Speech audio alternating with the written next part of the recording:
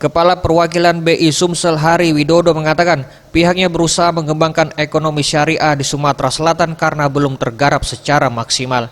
Bank Indonesia memberikan dukungan kepada pesantren dengan melihat potensi yang sudah ada, seperti di Ogan Komering Ulu Timur dengan pengembangan bidang peternakan dan di Kota Palembang melalui industri pengolahan air kemasan.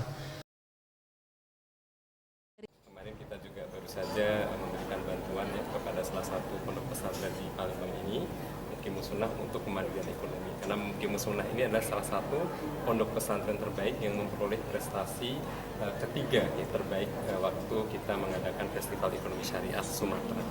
Jadi itu program kemandirian ekonomi pondok pesantren. Tentunya ke depan kita akan melihat lagi potensi beberapa pesantren yang memang dapat dikembangkan unit usahanya.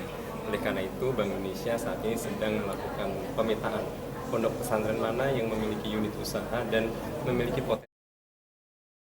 Agar target pengembangan ekonomi syariah ini dapat tercapai, pihaknya sedang melakukan pemantauan pondok pesantren yang layak memiliki unit usaha. Tim Liputan Sriwijaya TV.